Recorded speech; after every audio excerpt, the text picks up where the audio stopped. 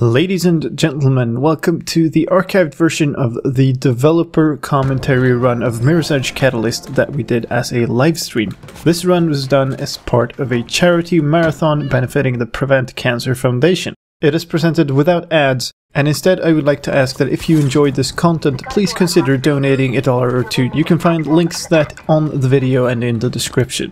Enjoy! This is a safe area, so now I can read those donations. Oh, yeah. Donation from Savage. I really want to see this teleport glitch, please. Donation from Anonymous with no message, but thank you anyway. 1942.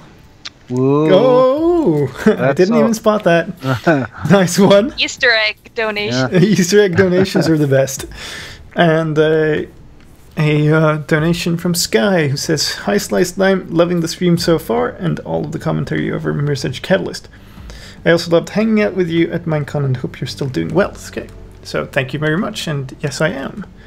We are then at $384.62.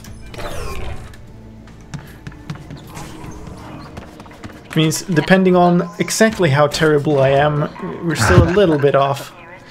So how much are you donating per death? $2. It's going up by 2 every time. Best to avoid them. And are you keeping track, or is there No, someone... the chat is keeping me honest. Okay, that's good. This art museum is pretty awesome too. Yep. It went through so many changes in terms of its look. But and also a bit of the level design flow, but it actually stayed fairly consistent. Yeah. It was all turquoise once, right? I think. Yeah. Wasn't? Yeah. Was it? Oh yeah, maybe. Maybe it was at one point. And then one day I went nuts with color decals back here. Is this one? I remember there was like Rick did most of this area, of course.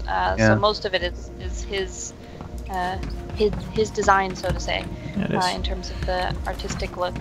But there was a week or something where he was sick, and they said, "Linnea, can you do something in this area? Just get it a little better." And I was like, okay. So I just threw on a bunch of color decals, like literally everywhere. So are you saying this area is now awesome because he was sick a week? Alright, I'm inside. Totally, it's all my fault. Don't give him any credit. I like the just like how it turns fairly abstract in here. That wall, by the way, that wall run you have to run past is also because the wall is a bit angled or curved, rather. Yeah, it's curved. Means that some people have also really difficulties getting up, getting across. Yep. Happens to everyone. Remember, top floor, then maintenance. I remember when I first played tested this section, and I didn't think to jump on the roof tiles there, on the like hanging roof bits. I was just like, oh, that's just a pretty part of the environment. Yeah. But that was one of those like, oh my god, I do parkour. Smack back. I am parkour. I've noticed one thing. You never go into slide. Almost never. Not unless there's something to slide under, pretty much. Okay, I usually slide through enemies. That's your signature move, then. Yeah. It's pretty nice.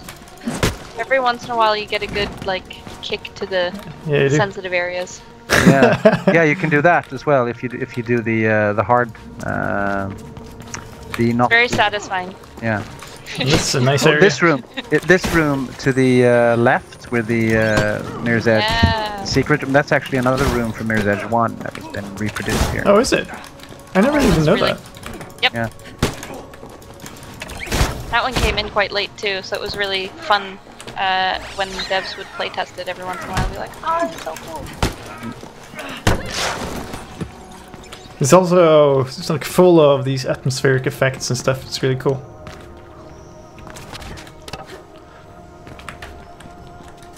Let's grab this one. I wish I got atmospheric effects like that when I kicked. As you usually do, right? Kick people. Yep. Well, I mean, I I guess now that I'm not at DICE, I'm not gonna go to Fight Club anymore. But Right. Oh yeah.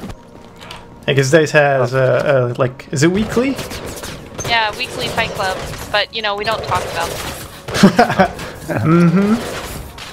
That's why I hear so much about it. We actually just like get a fika and say what we're gonna tell people about it. Oh, that would be like, amazing. oh yeah, tell them that like you did a roundhouse kick and like I fell over. Hey, let me paint a bruise on your. Yeah. It's actually the makeup club. Theatrical We're all just there makeup. painting biceps onto Erik Westerlund. Oh yeah. When you're through, you need to go all the way down again. From there, you should be able to reach the lobby. Oh, for the longest time there was a collision issue with the as you just before you entered this vent. So you had to do a weird half crouch to get in. And I think they didn't fix it for a very long time, just to have something When you're through, that you need to wouldn't go annoy all the me. way down again. From there, you should be able to reach the lobby. Oh boy.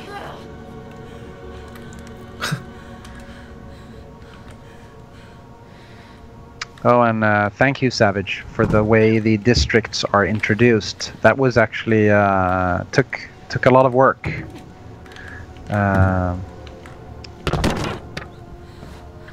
Where are you? I'm down. The guards in Kruger's apartment are reacting Well, I to guess the museum. I'm 30 seconds behind, and you're Yeah, basically down again on the other side. there you go. There are cooler ways And of ascending this section. And then this combat can be quite the annoyance. So many corridors here where we were like, how are we gonna Do get I them have to the upgrade next points? section? We're like, we'll just do some random corridors. Some game corridors. Yeah, it's okay. It's an abstract space. Don't let her escape. Is this section supposed to be an homage as well? Straighten that leech.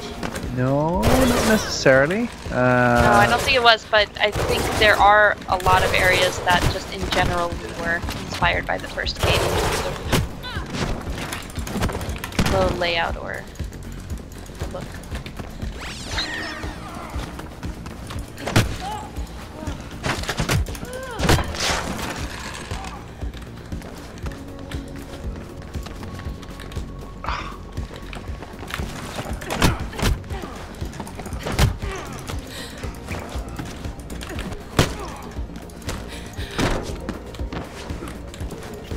Don't actually need to fight these guys at all.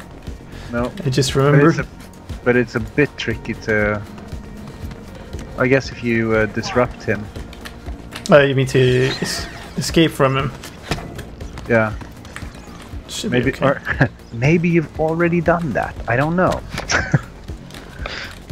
I hadn't by that point.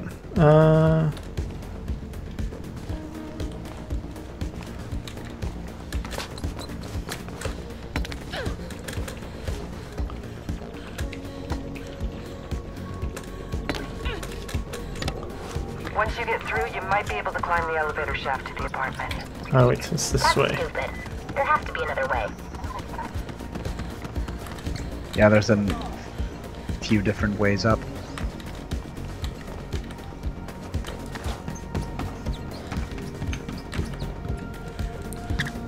Yeah, it is up here. I was confused for a second.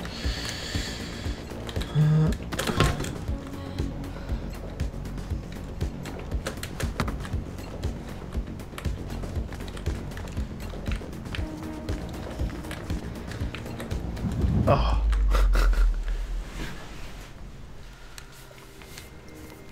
See you, Mel. It's nice of you to drop by.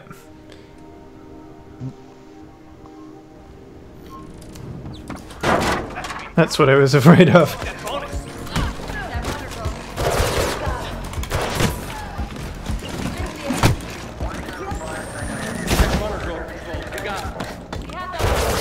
You're apparently at 100 now.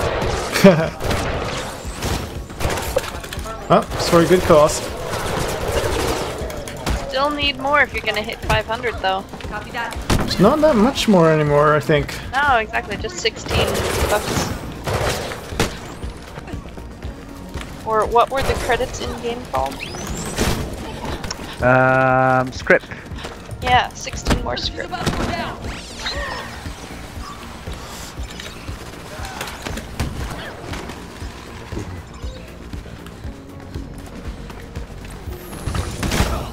I remember my first week or so on the project, I just read through everything that you and Christopher had written. Yeah. For like backstory and ideas and like character info and history and all kinds of stuff, and I was just fangirling the whole time because of course I was one of those like huge Mirror's Edge, like, oh, niche crowd, oh my god, it's the best game, blah blah blah sort of people. And it was like right as I was getting into the industry, so it was a big deal for me. And then coming in, I was just like, this is the best fan fiction. And then I was like, wait a second, it's not fan fiction, it's real. This is all canon now. Yeah. It was pretty cool.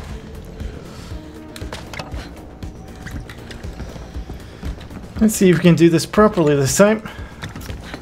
Yeah. Apparently not. I ended up somewhere else. That works too, I think. Then I bounced down a really weird way when I was trying to get up the next step. well, Here we go.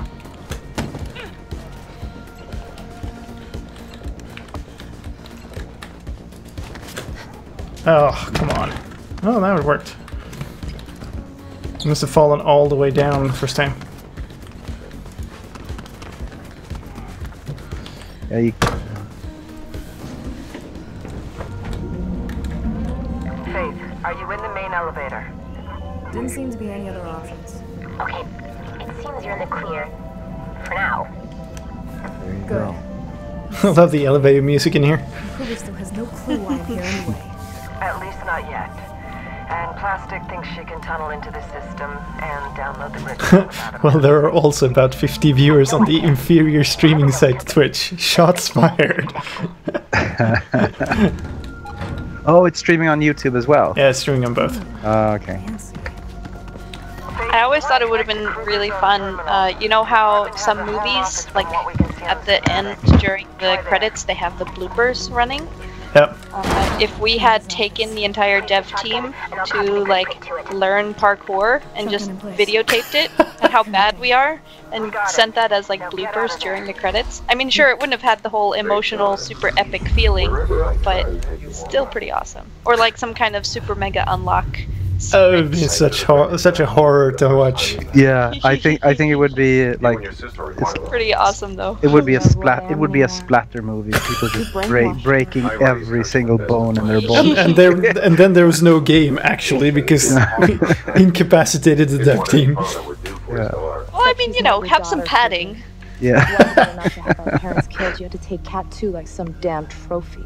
But just like failing at doing simple things, like trying to jump over a chair or something and just like I was super there. miserably failing. My mom Hilarious. defied you, and you killed her. The drone cinematic coming after is so dope. Yeah, I remember Erik Söderholm, the animation director, he did that, and he called me over and, you know, want to look at this to see how it is, and I just felt that this is going to be amazing. And then we scripted it so the VTOLs almost crash with you, and it just turns out so great. Yep. You always know it's going to be good when someone from a different like game team comes over and says, "Hey, you want to see something?" Yeah. You're like, "Oh, this is going to be good." The explosion messed up the security system. I got the tear store open. More Yeah, I know before the explosions. VTOLs arrive. Who knows? There are several drones around. Maybe you could ride one of those down. Are you out? Get down from there. Run. I love that this was not a great idea as you're sort of basically crashing a drone. I remember set dressing part of Kruger's apartment here, and for the longest time I had this idea that I would give him like a Zen bonsai garden, but it would be like a really terrible bonsai garden because he actually was like a super stressed, messed up person, and he wasn't that calm and he didn't have that much Zen, so it was like the ugliest bonsai trees clipped ever. Like aggressively. Yeah, but I remember my lead being like, Linnea, that's just gonna take so much time, and I'm like, yeah, but look how funny. I was like, no one's gonna get it. Oh. I admit it may have been a little extra. Like, that's a terrible one. Okay, talking about bad ideas, whose idea was tickets, please? No, it's not. It's not horrible. I don't think it is. I think it's.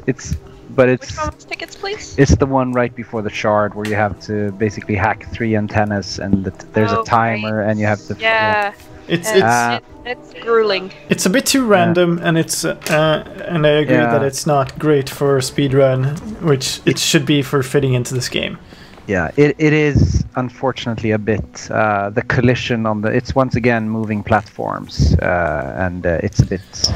Yeah. But it's also very random when the AI decides to like grab you and throw you around and stuff, which can mess you up in a bit. So I don't think the mission itself is the problem, but the way it all came together isn't stellar. That's true. But I did like that we have that one thing before you head out to the shard. Yeah. Hey, how you holding up? It burns. False statement. No combustion detected. Seriously? Whoa. The grid print really gives us access everywhere. What do you want? Known Amistad operatives, Kruger exotic weapons, Project Ares. Reflection first. Yeah, here's another. Sorry. Here's another. It shouldn't be long. Another grid thing, the grid print, which is basically your ID, right? Yeah. We'll be soon. Yet another grid thing. It does come together and form a pretty good cohesive whole, but yeah, it's also, of course, takes some getting used to the terminology if you wanna. Yeah. If you understand all of it. But I like it. I like the fact that we capitalize some things and we don't on others, and there are words specific to this world, which I think stuff like I think that kind of stuff is important. But are you gonna do the last metagrid thing? I'm gonna do the exit strategy first, and then the last metagrid.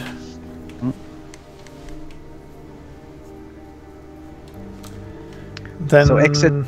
Have tickets, please, in the shard, right? Yeah. So exit strategy is that's where we have Beatrix Block, who is a very underused NPC in the game. But I wish we could have done more with her. She was actually also intended to be introduced earlier in a very early version of the script. She was. I think you met her in one of the first missions. I honestly never expected to see where you were actually. It was kind of the same type of story with Peter Bryson, her fiance, but basically you interrupted. I think you got to fight him, actually. I think you got to punch him in the face. I want her dress. Yeah. Wasn't there someone dressed very similarly to that in terms of the dress shape at the release party? I think so. Yeah, I think so. That wouldn't surprise me now. I think I saw someone dressed more or less like Beatrix Block. And I mean, like you said, she's in the comic as well, and I just think she's a very interesting person because she's the only family member that Faith interacts with that isn't a complete, you know, murderous tyrant. Super evil, yeah. Yeah. So so I think that's, and I really wanted to show that you know, the families weren't all bad; they were trapped in the system as well. There's a bigger theme once, wasn't it? That there's a little bit more ambiguity to Kruger. Yeah. Yeah, I kind of when I got the first pitch, I think it was from Christopher when I talking about the story, he was saying that you know Kruger's like this troubled guy, and he's chosen a way to do something, but he's trying to do what he thinks is right? Yeah. But you don't really get that a lot from the story, where he's like being a little mean, like, someone stop her! Yeah, we gotta do these experiments that are super evil. You didn't. The thing is, we only see him now, more or less. I think that's the also. Yeah. And we have, you know, there's so many things you really want to show, but you also don't want to have hours of cinematics because you want to play a game.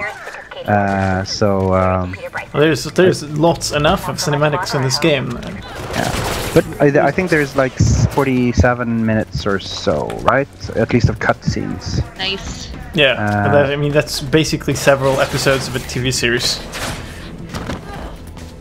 Yeah, or at least one. I think 47 minutes of cutscenes, which is one episode more or less of a TV series. And then, but there's other first-person scenes and stuff like that. So there's quite a lot of story in it. There's lots of it. Yeah. No. And the cool thing is that, as we were talking about earlier, there is so much more content that just informs the world and the characters that was written, and I actually think it's good that that's not all shown or in the game, because I mean, if you think about like all the great books, films, TV shows, the really cool ones are the ones with like mystery and they're a bit more nuanced. Yeah. So I think if we had put it all out there, if we had shown everything that you guys came up with for the characters in the world, it wouldn't feel as real, it wouldn't feel as deep. Yeah. So, somebody's asking here if I can confirm something is fake. So the thing is, if it's something that was posted when I was at DICE, I probably can't say. Because it's a rumor of a PS4 remake of Mirror's Edge 1, and I don't know. I didn't hear anything about that. It's the first I've ever heard of it. Yeah. Can neither confirm nor deny.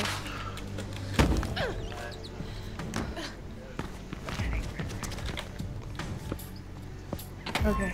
The second bug is in place. Where to next? His office. I've sent you the location. Thank you so much for doing this. Where's that? Let's see.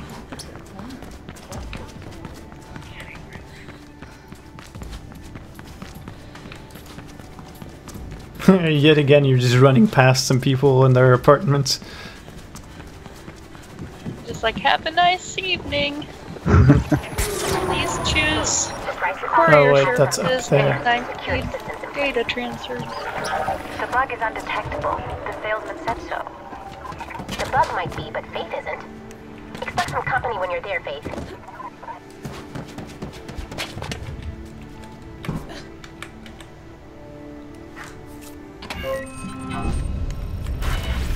That's it. Alright, this is an alert one.